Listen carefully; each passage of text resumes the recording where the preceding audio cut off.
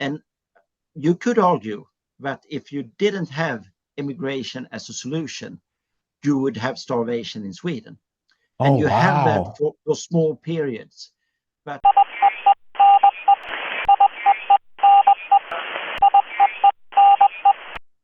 Professor Sander, in the last segment, you talked about how standard of living diminished in Sweden starting early in the early 18th century. I think you said 1720s. Um,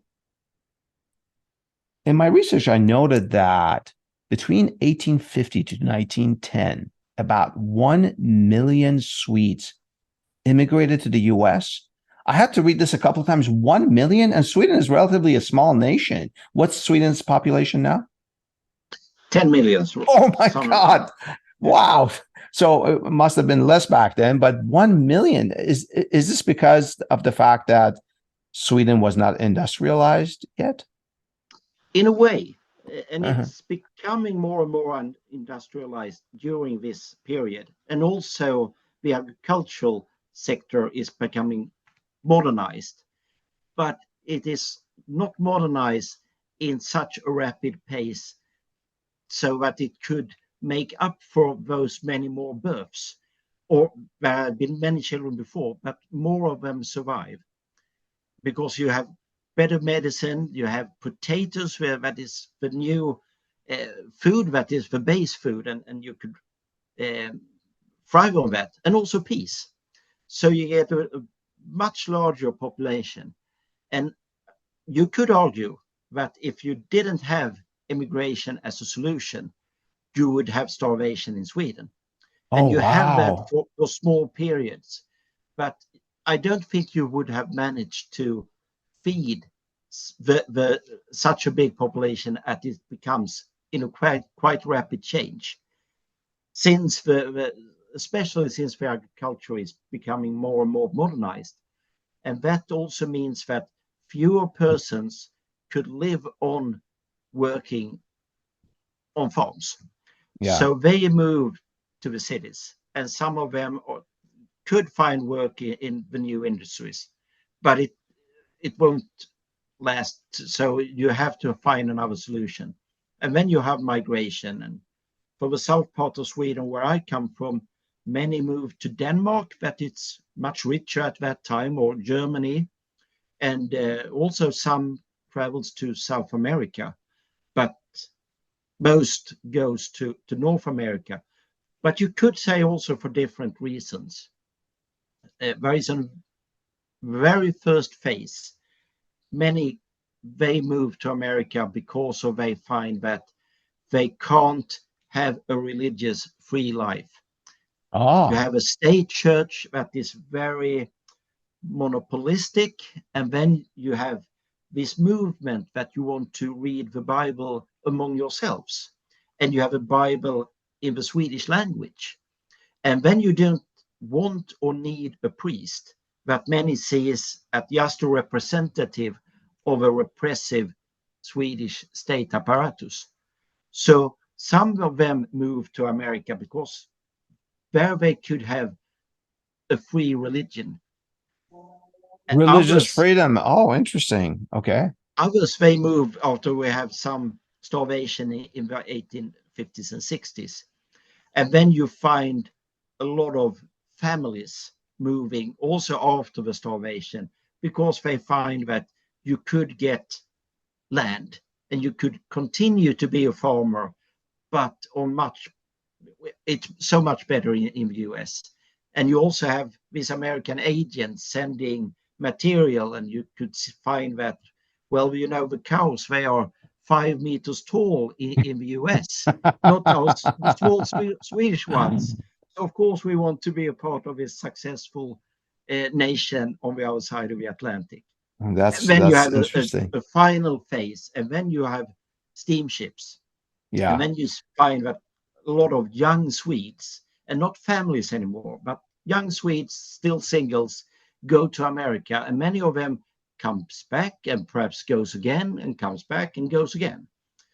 And that lasts until the 1910, 1920 something. Oh, interesting. So 3 phases: one based on religious reasons, early on religious freedom, later economic reasons where families go, especially after the 1850 famines, and then later comes with the steamship where young people just go back and forth, almost perhaps for adventure, for work, or what have you. This immigration history that you and I just discussed about uh, the Swedes immigrating out of Sweden sits in stark contrast with another data that I came across. As I understand it, about 15% of Sweden's current population is foreign born.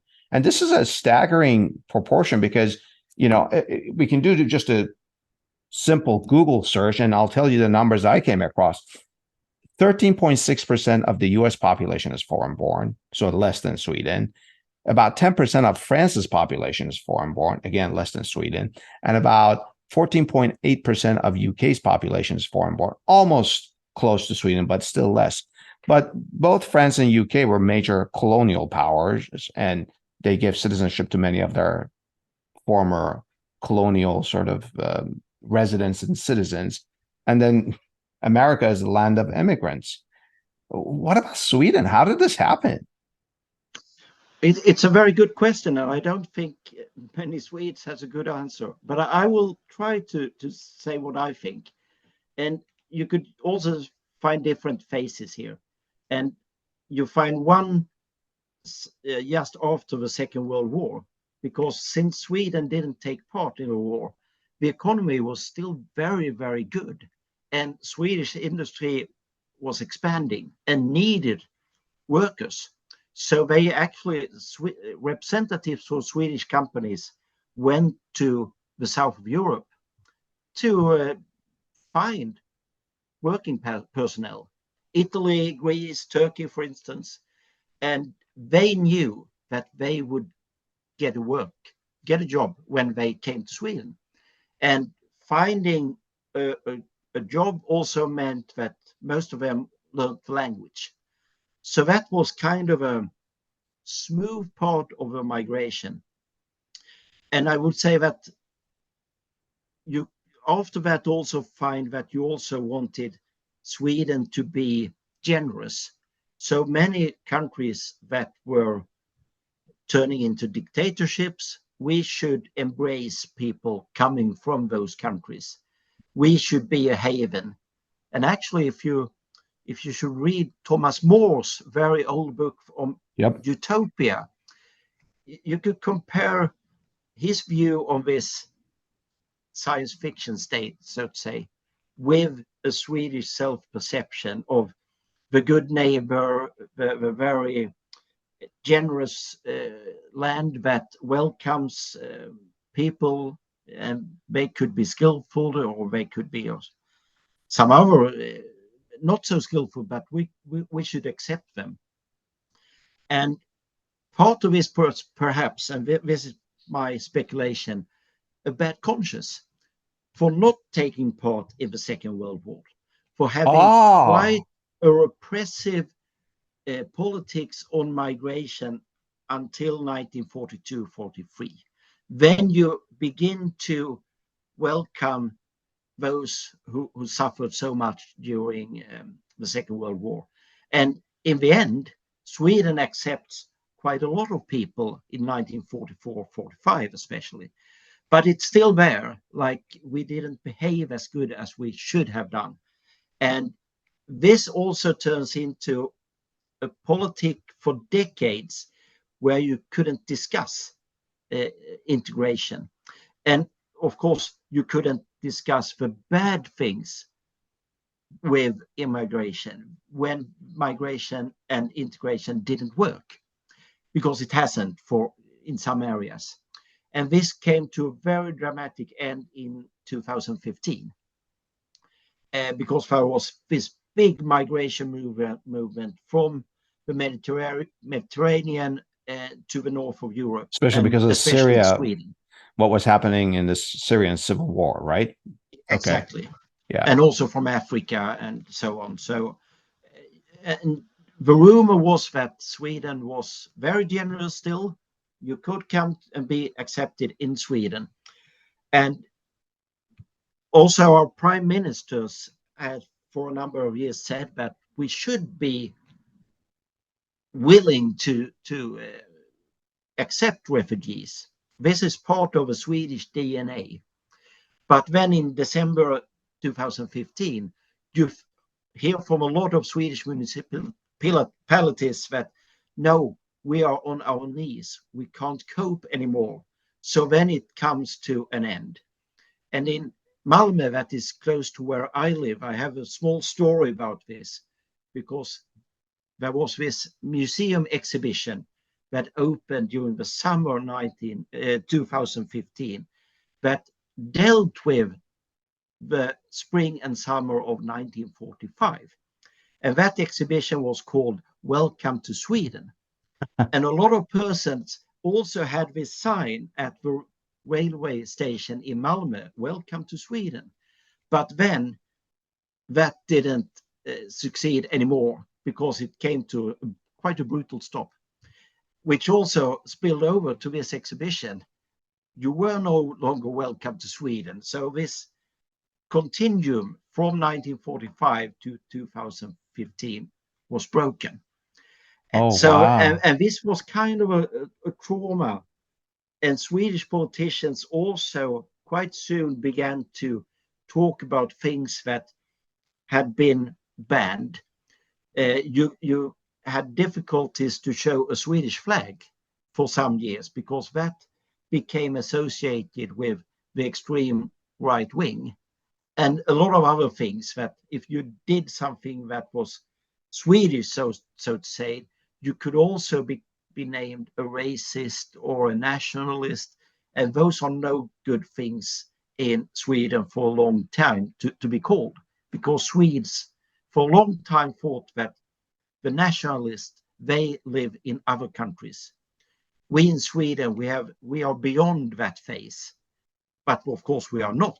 And you could see now Oh, it's wow. the championship for women in soccer, and then we are so nationalistic. So of course we also have it, but we have a change, I would say, because to 1945 and perhaps some decades after, Swedish identity is based on history, and not least this great power era. This is the best part of Swedish history. Yeah. And because of what we have talked about, the neutrality, the long peace, this part of Swedish history doesn't fit anymore. So the story of Sweden as an empire is kind of forgotten, or they just move it away. And then Huh. becomes instead this peaceful nation welcoming people from all around the world. And after 2015, we have That's to also deal with changing. that. Yeah, we are both. We have this militaristic history. We have been nationalistic, but we have also been welcoming people from a lot of different nations. But this is also, like in so many other countries, a great challenge.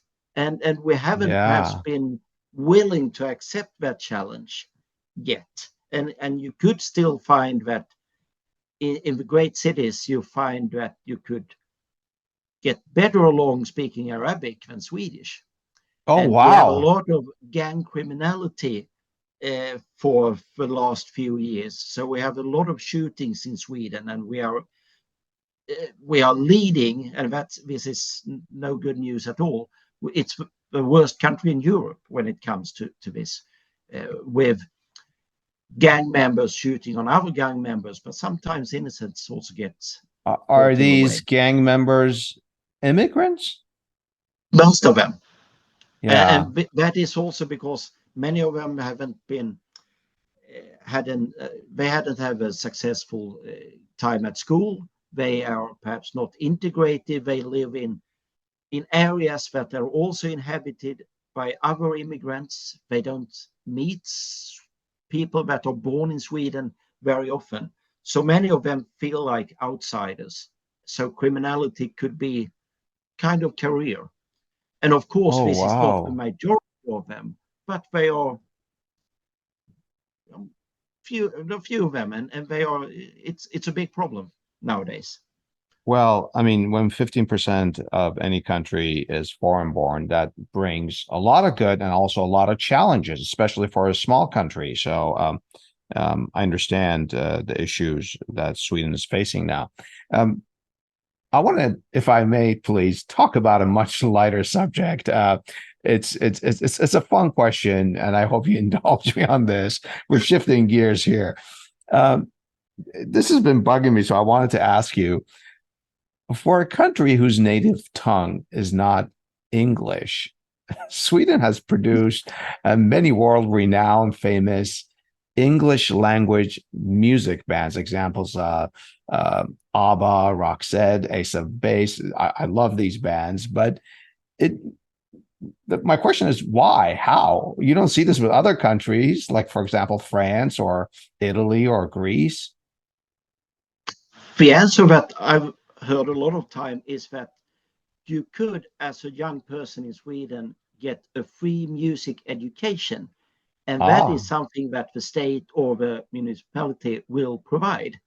So a lot of young Swedes have learned music in schools or just after their school days. And probably this has been the starting point for the Swedish music wonder. Probably also very good education of the English language. Probably, and I would say that, and I'm not the only one who's saying this, that Sweden is probably one of the most Americanized countries that you find in the world. And there is still a strong connection between Sweden and the United States. And I would say it became even stronger after 9/11. And the then Swedish Prime Minister, Göran Persson, said that today we are all Americans. Oh, and wow. That got a lot of resonance in Swedes, because not least this story of the emigration to America it's vivid, and it's much easier to talk about Swedes emigrating to America than others immigrating to Sweden. I would say so. I bet. If you wanted our audience to remember just one point about Sweden's history after everything we've talked about, what would it be? Well, first of all, I would say it's so nice to talk to you about Swedish history, because many Swedes are not that interested in history. This is a country that is obsessed, I would say, with the present and the future. So this is interesting. a result, I guess, of what is, I guess, the most important thing in modern Swedish history, this long, peaceful history, because it is unique. But I would say the effect of it, one important effect is that we don't often see that history is that important, that it is in so many other countries that has been forced to fight for their independence. And then history becomes much more important and vivid, and you tell it like it's more like an existential matter. For Swedes, it's more like, yeah, that happened. Yeah. And then we move on. We shouldn't dwell on the past. We should look ahead. But they should appreciate this history, this wonderful history. Professor Zander, thank you so much for educating me and our listeners. And to our listeners, if you know of any history that could provide more perspective from the past on this subject, please share it with us and tell us what's your perspective. Thank you so much, Professor Zander. Thank you so much, Adele. So